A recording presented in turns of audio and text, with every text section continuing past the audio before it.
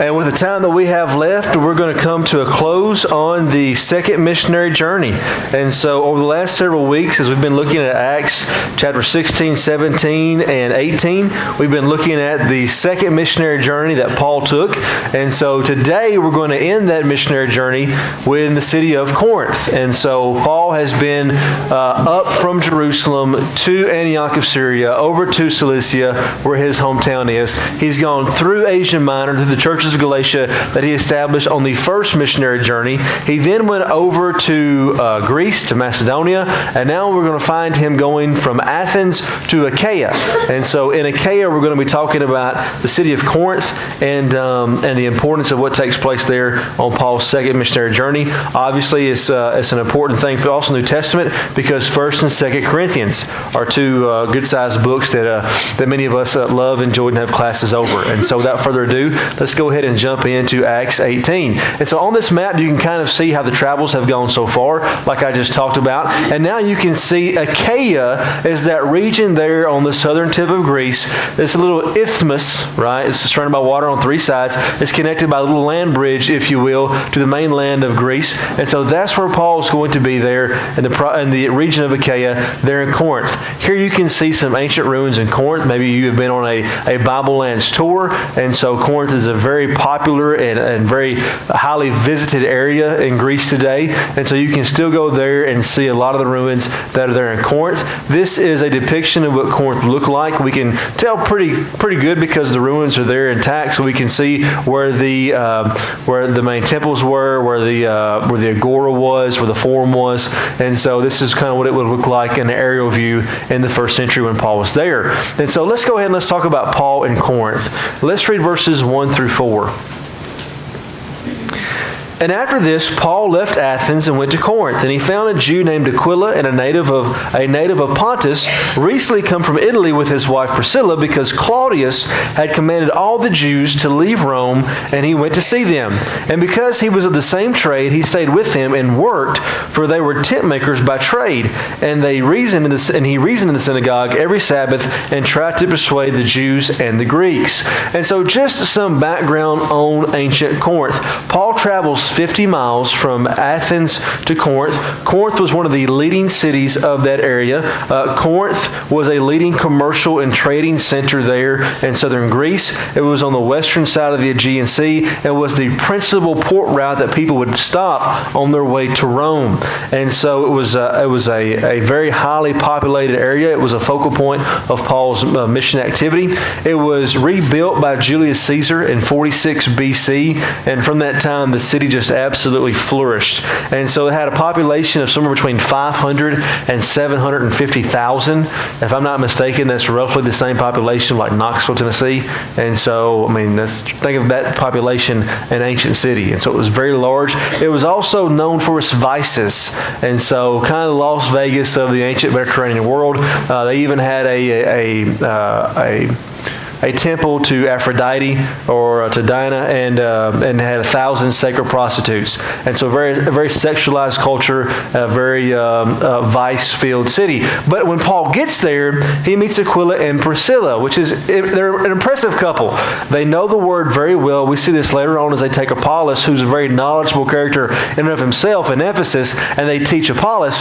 But they know the word, they're very convicted, they're very strong in their faith, and they are expelled from Rome. Now, who expels them from Rome? Claudius. Who is Claudius?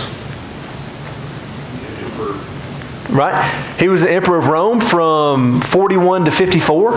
And so that kind of narrows down the time frame of what takes place. There's not very many things in Acts that we can definitively point to and say, okay, this kind of helps us with the thing. There are a few. They're monumental. This is one of those, right? So Claudius is emperor from 41 to 54 AD. He expels the Jews out of Rome over disturbances among themselves over an individual that Suetonius, who's a first century Roman historian, says over Chrestus.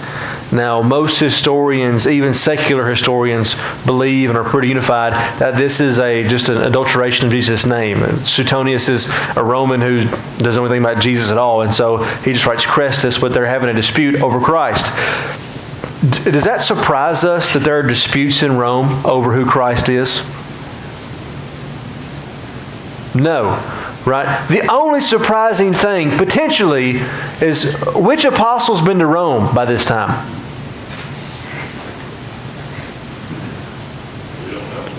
We don't have a record of any, right? And so if you read Romans chapter 1, when Paul talks about why he wants to go there and imparting spiritual gifts, maybe none. And so the church is growing there in Rome, but there's no there. In the first century, there was roughly about 20,000 Jews in Rome, and evidently there was an uproar, which is not surprising because as Paul's been on his missionary journeys, we've seen uproars in Antioch of Pisidia, we've seen uproars in Lystra, we've seen uproars in Iconium, we've seen uproars in Thessalonica. I mean, we've seen some uproars, right? So the idea that Jews in Rome being different is not surprising. So Jesus being the Christ is a very divisive, heated argument there in Judaism in the first century. And what did we talk about this morning? What was one of the more important things of Roman society? It was mentioned in our sermon this morning. Peace, right? It's like we got kids, right? You know, one wants to play the Xbox, one wants TV. You're just like, I don't care. Just don't touch each other and leave your sister alone, right? That's what I got when I was a kid, okay? It was kind of like that. I mean, you had these metropolitan cities. I mean, 750,000 people in Corinth. You think we're diverse in America. You ain't got a clue. Like, ancient Mediterranean city, that's diverse. You got people speaking different languages, worshiping different gods, coming from different backgrounds, different way they dress, it's just different. And the Romans were like, look, we're all going to live here, we're all going to be nice to each other, and you'll leave them alone. Right? And so that was kind of the deal. And so it was very important, and yet the Christians are upsetting that everywhere they go. And so it seems that Aquila and Priscilla was one of these individuals in Rome that was causing trouble, right? They were the ones who were preaching and teaching Christ. And so they're expelled, and so they go to Corinth, another large metropolitan city where they're going to be able to teach about Jesus also. And so Paul gets there, and he gets linked up with them because they're Christians, number one. Number two, they have the same occupation.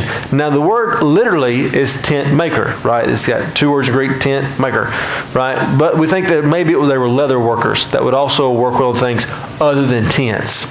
And so that's just an idea from historians that think that maybe the tent marking trade was important, but maybe not as important there in Corinth, and so maybe they were leather workers. So any questions on verses 1 through 4 of our text?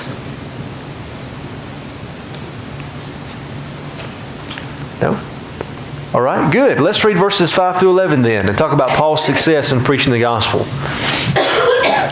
And so when Silas and Timothy had arrived from Macedonia, Paul was occupied with the word, testifying to the Jews that the Christ was Jesus. And when they opposed him and reviled him, he shook out his garments and said to them, your blood be on your own heads, I am innocent. From now on I will go to the Gentiles. And he left there and went to the house of a man whose name was Titius Justus, a worshiper of God. The house was next door to the synagogue. And Crispus, the ruler of the synagogue, believed in the Lord, together with his entire household. And many of the Corinthians, hearing Paul, believed and were baptized. And the Lord said to Paul one night in a vision, do not be afraid, but go on speaking and do not be silent, for I am with you, and no one will attack you or harm you, for I have many in the city who are my people. And he stayed 1 year and 6 months teaching the word of God among them. And so Paul has great success, not there in the synagogue though, because he's preaching in the synagogue, they get upset. And what does Paul do? He does a visual thing to kind of let them know that he's done. He did the same thing that Jesus said that the apostles were to, or the disciples were to do in the city, rejected the word, to shake the dirt off their shoes and keep on going. That's right. And so Jesus said if they don't accept the word, shake the dust off your shoes. Here Paul takes it and shakes the dust off his robes, right? Similar thing. And what is he signifying? I'm done. I've done my part. When you stand on the day of judgment before God, you can't say, nobody ever told me, because I told you. I've done my job, I'm going somebody else. I'm innocent. Right? Paul would say the same thing later in Acts when he'd say that his hands were innocent, right, of their blood. And so there are probably some people in this community who we can't shake our dust off of because we haven't actually tried to reach them with the gospel. There may be some people in your life that you've tried over and over again, and you're in the process, potentially, of shaking that dust off your feet. You've made that gospel known to them, and they do with it what they will. But the important thing is that Paul was compelled to at least give them the opportunity to accept the gospel, because you can never tell, right? One of the converts is Titius Justus, who is a Greek who lives right beside the synagogue, which would give Paul a prime location to preach and to teach, right there with those Jews coming in, those God-fearers. Also later on, Crispus, who is one of the leaders of the synagogue, called a ruler of the synagogue. And this guy is one of the most influential Jews in the city. And yet he is going to be converted, which obviously was going to have an impact for the rest of the Jews that were there. And so Paul was preaching and teaching. Silas and Timothy come in from Macedonia. And so it looks like they never were able to make it to him in Athens, but they do catch up with Paul in Corinth. This is the last time that we're going to hear about Silas in the book of Acts. But when they meet up with Paul in Corinth, they have something. What did they bring with them from Macedonia? Money, right? Because Paul writes back to the church in Philippi, which is in Macedonia, says, thank you so much for your gift, talking about money. He then, in writing to the Corinthians in 2 Corinthians 11:8, says, I robbed other churches to serve you.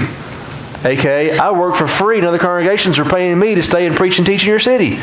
Right? And so probably Paul and Silas came with money, most likely. And so Paul could devote all of his time to preaching and teaching. Before Paul and Silas get there, before Silas and Timothy get there, Paul was sustaining himself with work.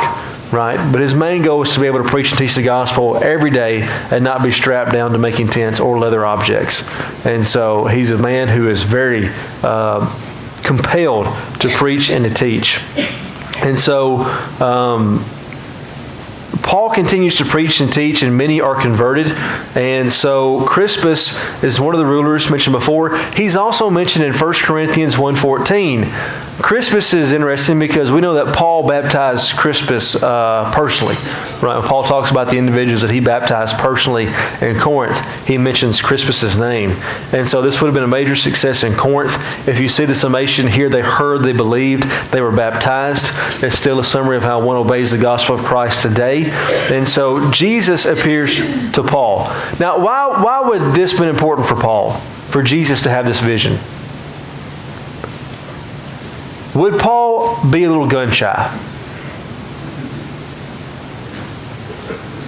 Well, he's left every time there's been a problem. He's kind of left the city to keep the peace, if you will. That's right. He's staying.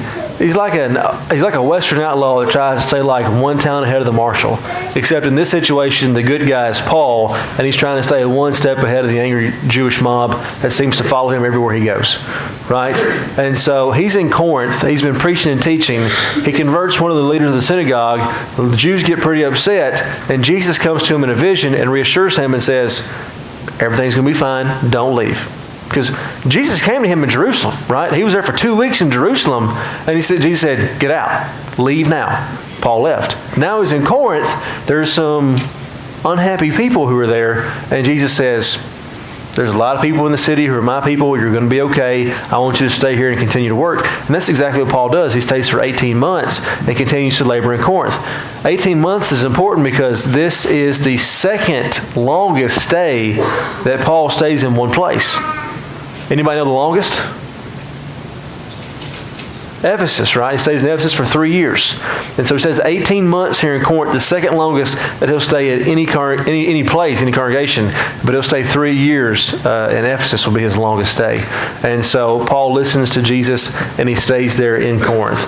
And so Paul was starting to worry about the success of his preaching, and the growth would beget retribution from the Jews or Roman magistrates, just as it happened in Lystra or Philippi.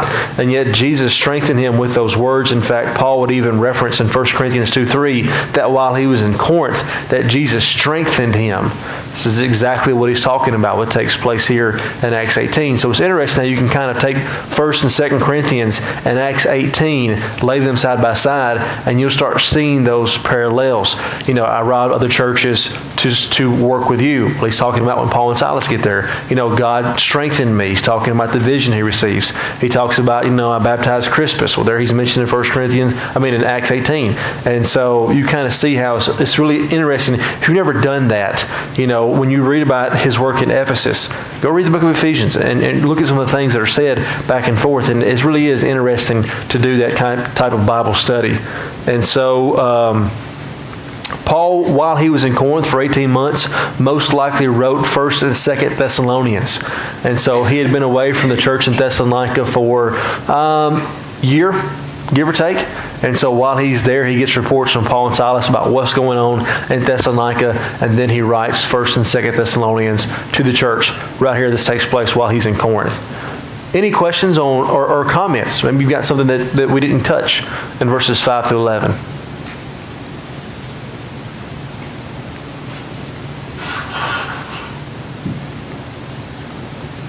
All right.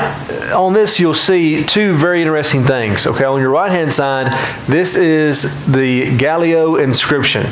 This is one of the most important finds when it comes to Bible archaeology, and one of the most important finds when it comes to dating the chronology of Acts and the Apostle Paul and his life. Now, the man on the left is Seneca. All right, this is Gallio's brother. Gallio is going to be the Roman governor who is going to be there in Achaia. Seneca is one of the most famous Roman philosophers in the ancient world. Even to this day, most people who are familiar with ancient Roman philosophy or just with the ancient world in general, you say the Seneca and they know who you're talking about. You may be thinking, I never heard of Seneca before. Well, you may not care about Roman philosophy, like ancient philosophy. That's fine, but he's a big deal, right? He's a big deal, and it's interesting because he is the brother of Gallio. He was also the tutor of an emperor by the name of Nero. Who was the emperor that killed Paul and Peter? Nero, in the mid-60s, right? You know who killed Seneca? His student Nero in 65. Nero basically said, here's a sword, you can kill yourself or I'll get somebody to do it for you. And so that's what happens. Interestingly enough, it's exactly what happens to his brother too, Gallio. It's also told by Nero, here's a sword, kill yourself or I'll find somebody to do it to you. And so not only is Peter and Paul killed by Nero, but also is Seneca and Gallio, who we're going to read about here in this passage. So just a little bit of first century information. One of the reasons why this is so important, this inscription that is here, I'll talk about that here in a minute. And so there's uproar in Corinth. Let's read verses 12 through 17.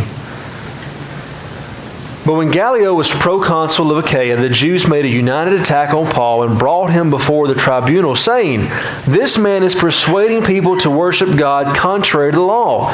But when Paul was about to open his mouth, Gallio said to the Jews, "If this were a matter of wrongdoing or a vicious crime, O Jews, I would have reason to accept your complaint. But since it is a matter of questions about words and names and your own law, see to it for yourself. I refuse to judge these things." And he drove them from the tribunal, and they all seized Sosthenes, the ruler of the synagogue, and beat him in front of the tribunal. But Gallio paid no attention to any of this. And so Gallio was the proconsul of Achaia. I've mentioned before that his brother was Seneca, who was the tutor of Nero. The Gallio inscription tells us that he was proconsul in Corinth. Now remember, how long was Pilate the Roman governor in Judea? 10 years, 26 to 36. Some say Jesus was crucified in 26. Some say 27. Some say 28. Some say 29. Some say 30. Some say 31. So you'll find anybody who will go from 26 to 33 based upon if Jesus was born between 0 and 6 AD, or BC, I'm sorry. So does Pilate help us out with that debate? Just knowing he was the governor there. No, right? Because they're from 26 to 36, so it pretty much encompasses everybody's theory, right? But when you talk about Gallio in Corinth, how long was he there?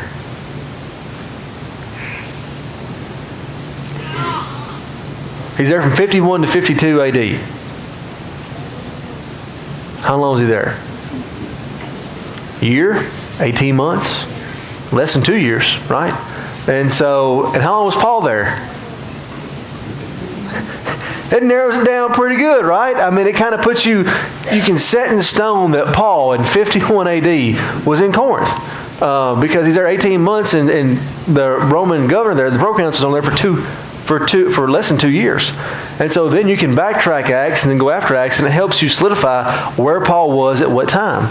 And so we know exactly when these events take place. And so I put huge, like Donald Trump, huge. Like when this was found, this was a huge discovery, right? This was major. And some of you are like, Isaac, what does it matter? Well, if you don't get it, I can't explain it to you, right? And so, but it was a very big deal in the chronology and the dating of Paul. And so they bring Paul before the tribunal. Paul stands on the bema, right? And so this right here is the bema in Corinth. There are very few places that you can actually stand and know that a biblical figure was there. We've seen a lot of stuff over the last few weeks in the book of Acts. We saw the stream where we think Lydia was. And it's a pretty good chance that's where Lydia was, and that's where Paul baptized her. And then we saw the jail cell in Philippi. We're like, well, don't really know, but, maybe Paul, Silas were here. Not 100% sure. And then we go over to places like, Athens. And we're like, this is Mars Hill. Don't really know where Paul may have stood. Maybe he wasn't even on Mars Hill. Maybe the Areopagus was already meeting, which probably was, in the side of the marketplace. So he was in the marketplace, and we can look over this marketplace as 3 or 4 times as big as this building, this opening right here, think, I wonder where Paul stood. You can go to Corinth and stand in front of the bema and say, Paul stood right here. Like in 50 AD, this is where the Apostle Paul stood. And so this is really cool. Like if you ever go to Corinth, you can stand where Paul stood. I mean, it really is super neat. This is the bema, right? The bema was an elevated platform where the magistrates, the tribunal, where Gallio, who was a proconsul, would sit on this elevated stature. And this bema would have a structure right there that you can see that you would stand upon. And you would have to stand before the proconsul and the tribunal, and that's where you stood for your trial, right there. And so this is interesting because Paul is taken and he's drugged before the bema, right? Now the Christians in Corinth would have seen that take place. They would have known how scary it would have been to stand before a Roman proconsul on the bema. This guy's got the ability there was no like hoity-toity lawyers back then. There was no appeal to the Supreme Court. To stand before this guy was a life or death situation. And so when Paul writes 2 Corinthians 5:10, he says, we will all stand before the bema of Christ. That verse we read in our sermon this morning. That's the judgment seat, right?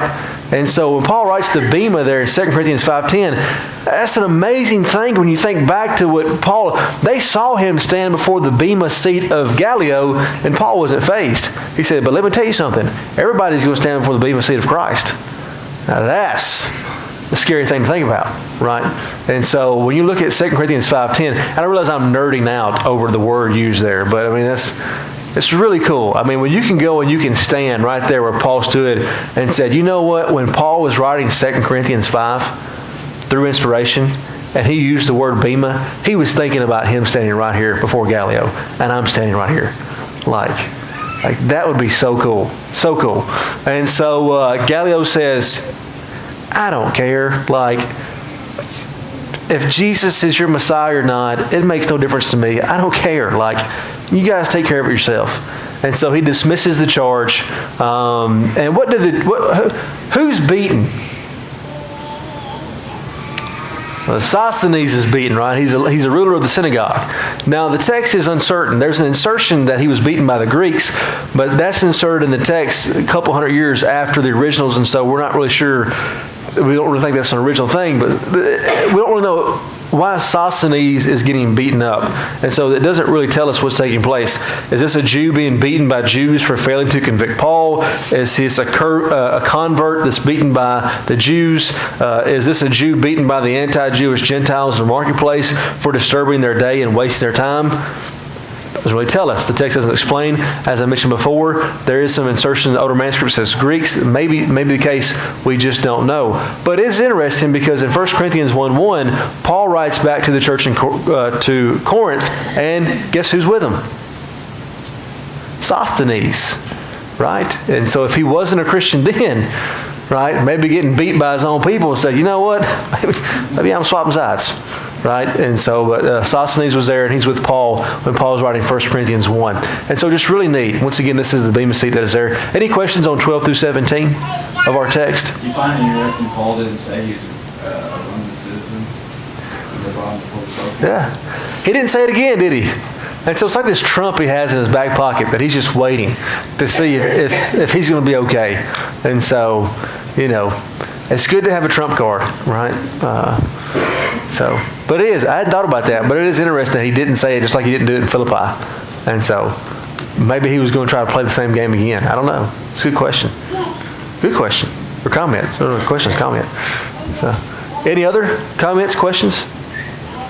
Concerns, considerations? The other thing is Jesus told him he was going to be okay, so it shows you can stand in front of the bema if you know Christ is on your side. Have you preached that sermon before? Have you really? Yes or no? No. That's a good one, though. I'm taking it. So whenever we preach through Corinthians, I'm taking that one. I'll give you credit, Todd, I promise. Or let you preach that sermon if you want to. That's a good one. That is a good one. If you couldn't hear Todd said that Christ had already told Paul that he was going to be okay. And so you can stand before the bema seat if you know Christ is on your side. And of course, talking about 2 Corinthians 5:10 on Judgment Day, we'll all stand before the bema seat. And so that was really good. That was excellent. All right.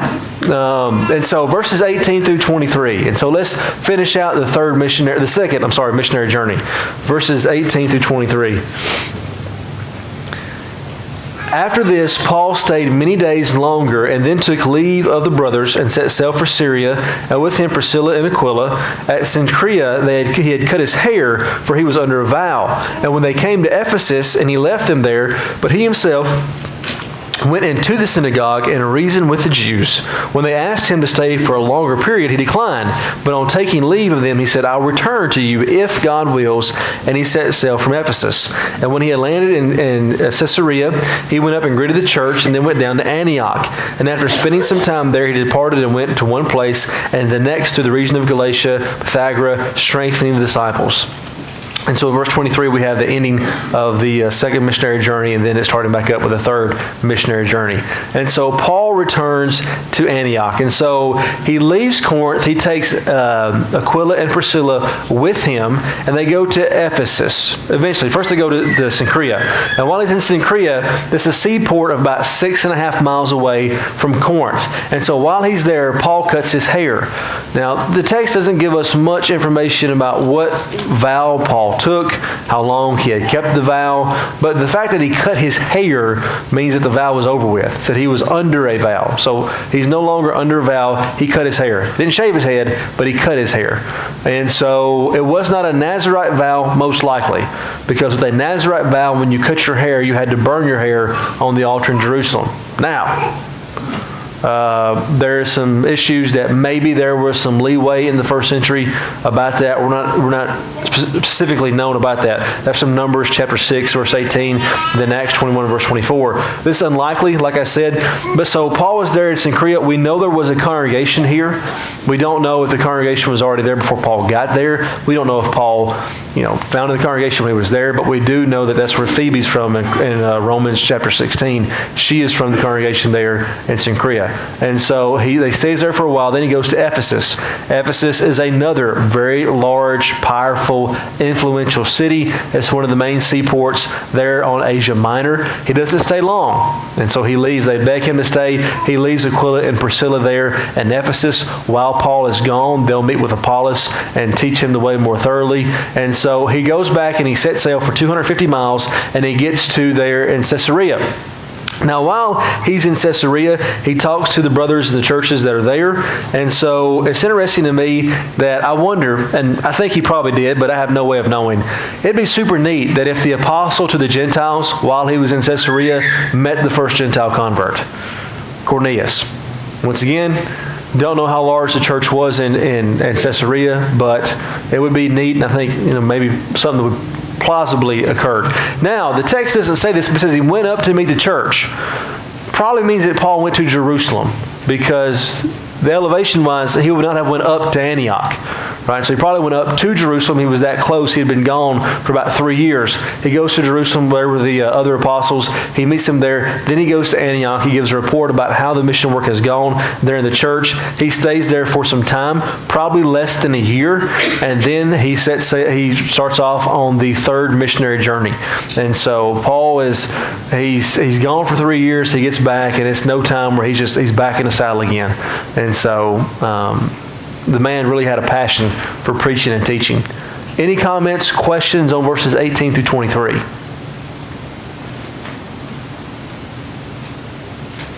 find it interesting that Paul, as a missionary, still went to the congregations to give report on how the missionaries are coming. Yeah, it's got an ancient apostolic origin, right? To go back and to give a report. Because, and we talked about this before, right? Why does he do that? Why is that important? He carried a letter from the elders of the church and the apostles about what the Gentiles were to do. That's right. From Acts 15.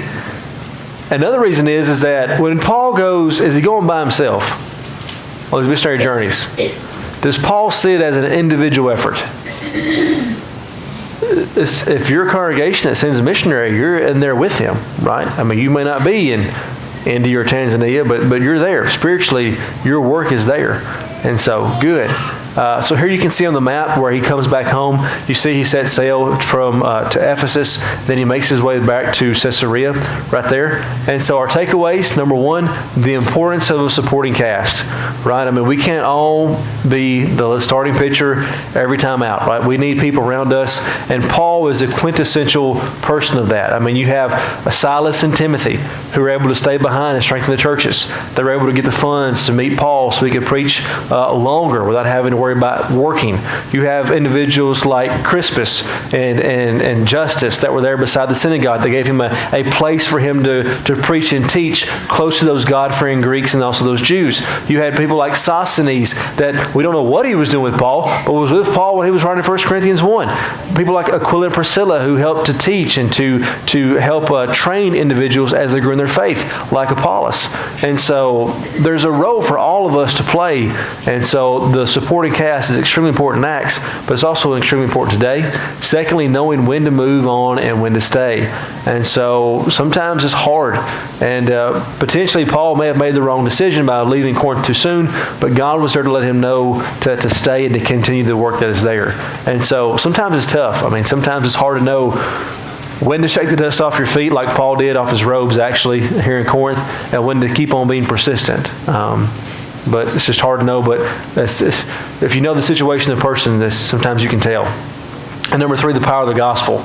And so as we looked at this missionary journey, I mean, as Paul left, he encounters dozens of languages, dozens of provinces, dozens of situations, dozens of different pagans who all have different gods and different religious backgrounds, and yet the gospel is effective in every place that he goes. And the gospel is still effective today if we will believe the power of the gospel and actually get it in the hands of individuals and let them make a decision of what the verdict they're going to give to Christ Jesus and that gospel.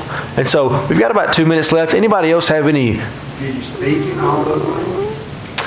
It's a good question. He had the gift of the Holy Spirit, and so maybe he probably didn't have to, because Greek was the